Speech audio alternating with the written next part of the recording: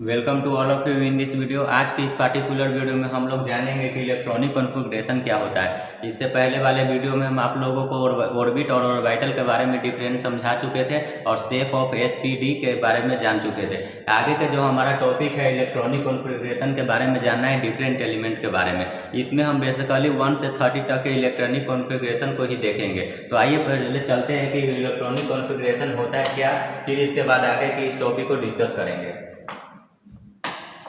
देखिए, हमारा आज का टॉपिक है कि इलेक्ट्रॉनिक कॉन्फ़िगरेशन ऑफ एलिमेंट, मतलब किसी भी एलिमेंट का इलेक्ट्रॉनिक कॉन्फ़िगरेशन क्यों करते हैं, क्या होता है, कैसे करते हो, सारी बातें इस वीडियो में हम लोग जानेंगे। तो क्या कह रहा है कि the distribution of electron in various orbital is known as electronic configuration. Orbital क्या होता है? ऑर्बिटल हमारा एक प्रकार का 3 डायमेंशनल स्पेस होता है जिसमें मैक्सिमम इलेक्ट्रॉन पाने की संभावना होती है। ये हम पहले भी डिस्कस कर चुके हैं। इसमें क्या कह रहा है कि द डिस्ट्रीब्यूशन ऑफ इलेक्ट्रॉन, मतलब कोई एटम है तो उसमें इलेक्ट्रॉन निश्चित होगा। तो कह रहा है कि जो इलेक्ट्रॉन का डिस्ट्रीब्यूशन होता है यानी वर्गीकरण होता है वो हमारे वेरियस, मतलब बहुत तरह के ऑर्बिटल में होता है। यही जो हमारा इलेक्ट्रॉन का डिस्ट्रीब्यूशन बंटना, यही हमारा इलेक्ट्रॉनिक कॉन्फ़िगरेशन कहलाता है, जिसको हिंदी में हम क्या बोलते हैं? इलेक्ट्रॉनिक विन्यास बोलते हैं। आगे क्या कह रहा है? The atom is built of by filling electron in various orbital on at a time and placing each new electron in the lowest available energy level। क्या कह रहा है कि जो हमारा एटम होता है वो कैसे बना होता है? तो क्या कह रहा है? Filling of electron in various orbital.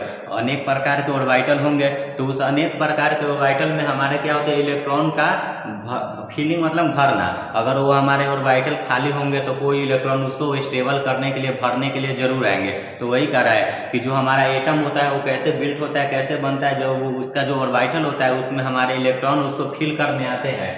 और कैसे फिल होता है? कह रहा है कि on at a time and placing each new electron in the lowest available energy level. मान लीजिए कि हमारा कोई एनर्जी लेवल, देखिए इस एटम में देखेंगे एक हायर एनर्जी लेवल होता है, एक लोअर होता है। तो जो लोएस्ट एनर्जी लेवल होता है उसमें हमारे क्या होते हैं? इलेक्ट्रॉन आते हैं, क्योंकि वो हमारा लेवल ऑलरेडी फिलअप हो चुका होगा। फिर लोएस्ट एनर्जी लेवल में आते हैं और धीरे धीरे इसको फिल करते हैं और फिल होने के बाद स्टेबल होते हैं, जिसके कारण हमारा एटम का निर्माण होता है। आगे के पॉइंट क्या कह रहा है?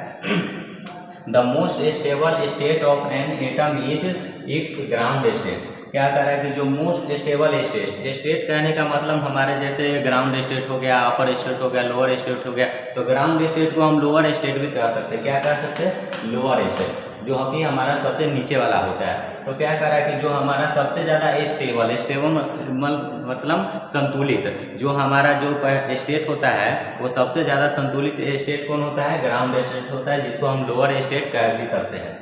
आगे हम इसके बाद जानेंगे इलेक्ट्रॉनिक कॉन्फ़िगरेशन। आप लोग समझ चुके होंगे क्यों करते हैं, क्या है, किस लिए किया जाता है। ये सारी बातें आप लोग समझ चुके होंगे। आगे के हम बात चलेंगे डिफरेंट हम प्रिंसिपल के बारे में जानेंगे जो कि हमारे इलेक्ट्रॉनिक कॉन्फ़िगरेशन में यूज होते हैं। तो क्या कौन कौन से प्रिंसिपल है वो सारी बातें हम इसमें देखेंगे। पहला हमारा आता है अफबाऊ प्रिंसिपल। आइए पहले इसको जानते हैं, अफबाऊ प्रिंसिपल है क्या। देखिए, अफबाऊ हमारे एक साइंटिस्ट थे, उन्हीं के अकॉर्डिंग ये हमारा प्रिंसिपल दिया गया है, जिसको हम अफबाऊ प्रिंसिपल कहते हैं। तो ये प्रिंसिपल क्या कहता है इसको पहले हम लोग जानते हैं। क्या कर रहा है कि अफबाऊ प्रिंसिपल क्या है, ये हमारा मेन टॉपिक भी है एग्जाम के बुक से। आगे क्या कर रहा है कि aufbau is a German word means build up. Aufbau जो है हमारा एक प्रकार का जर्मन वर्ड है जिसका मतलब ही होता है बिल्ड अप।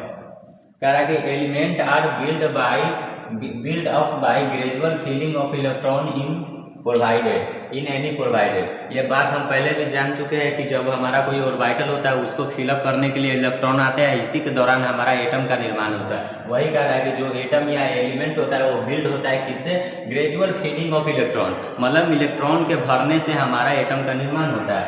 आगे का पॉइंट कह रहा है the energy of N orbital, किसी भी ऑर्बिटल का energy is determined by the help of n+1 rule. ये रूल का एन क्या है? नंबर ऑफ ऑर्बिट है। यहाँ पे जो n+1 है, यहाँ पे एन क्या डिनोट कर रहा है? Number of orbit. ये सारी बात आप लोग ध्यान रखेंगे छोटी छोटी। क्या कर रहा है कि जो हमारा एनर्जी, किसी भी ऑर्बिटल का एनर्जी हमको कैलकुलेट करना है, पता करना है कितना है, तो उसके लिए हम क्या रूल यूज करेंगे? n+1 rule. यही हम रूल को यूज करके किसी भी ऑर्बिटल का एनर्जी को पता कर सकते हैं। आगे क्या है, अकॉर्डिंग टू दिस प्रिंसिपल क्या कर रहा है, according to this principle the orbital having the lowest n plus l value has the lowest energy and will be filled first. क्या कर रहा है कि जो ऑर्बिटल होता है वो क्या रखता है, अपने पास रखता है lowest n plus l value. n plus l कहने का मतलब n हो गया नंबर ऑफ ऑर्बिट और l क्या हो गया, एजीमुथल क्वांटम नंबर, जो कि ये सब डिस्कस हो चुका है। कह रहा है कि जो हमारे क्या होते हैं ऑर्बिटल होते हैं वो अपने पास n प्लस l वैल्यू मतलब लोएस्ट वैल्यू रखते हैं, और क्या होता है कि लोएस्ट एनर्जी होते हैं, और उसको भरने के लिए हमारे इलेक्ट्रॉन वहाँ पे पहली बार आते हैं। मतलब जो हमारा लोएस्ट एनर्जी लेवल होगा, स्टेट होगा, उसको इलेक्ट्रॉन पहले भरेगा, हाइयर वाले को नहीं भरेगा। हाइयर में हमारा ऑलरेडी पहले से भरा हुआ रहता है। वही बात कर रहा है कि जो हमारा जो ऑर्बिटल होता है वो अपना लोएस्ट वैल्यू रखता है और उसको भरने के लिए पहले इलेक्ट्रॉन आते हैं। उसके बाद क्या कर रहा है कि if n plus l value, जो हमारा n प्लस l का वैल्यू फॉर टू ऑर्बिटल, अगर दो ऑर्बिटल के लिए हम अगर n प्लस l का वैल्यू देखें अगर सेम हो जाए तो then orbital with lower value of n will be lower in energy and is filled first. क्या कहता है कि अब जो हमारा वो दो ऑर्बिटल है दोनों में n प्लस l का वैल्यू अगर सेम हो जाए तो क्या कह रहा है कि orbital with lower value of n, तो जो ऑर्बिटल के पास सबसे कम n का वैल्यू होगा उसी को हमारा पहला इलेक्ट्रॉन भरने के लिए आएगा।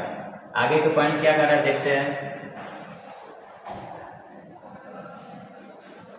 On the basis of n plus one rule, जो n प्लस l रूल होता है इसके रूल के अनुसार the relative energy of different orbital are determine as below. क्या कर रहा है कि on the basis of n plus one rule, इस रूल का यूज करते हैं हम किसी भी ऑर्बिटल के एनर्जी को कैलकुलेट करने के लिए। तो ये क्या कर रहा है, relative energy of different orbital, अगर डिफरेंट ऑर्बिटल का हम अगर एनर्जी निकालना चाहें तो n प्लस वन का l का यूज करेंगे। वहाँ पे हम आप लोगों को n प्लस वन बोल दिए थे, n प्लस वन नहीं n प्लस l होगा।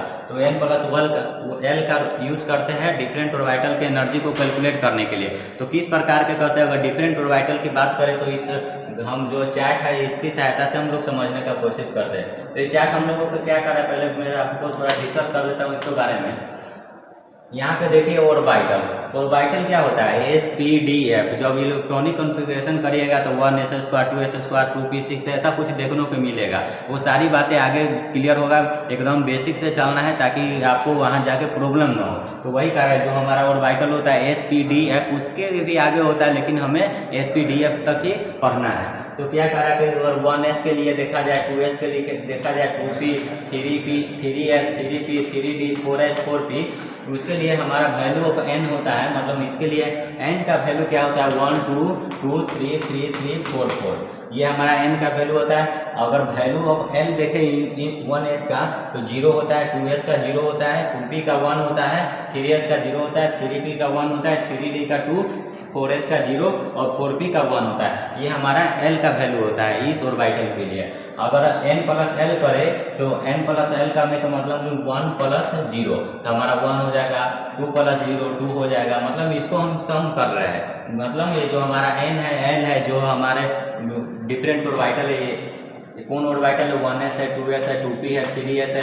3p है 3d है 4s है 4p है। ये जो डिफरेंट ऑर्बिटल है इसका तो n का वैल्यू हमको मिल गया, l का वैल्यू मिल गया, तो इसका अगर value of n plus l निकाले तो ये आएगा, यही हमारा एनर्जी शो करेगा इस ऑर्बिटल के लिए। तो इस तरह से हम किसी भी ऑर्बिटल के एनर्जी को कैलकुलेट कर सकते हैं n प्लस l रूल से।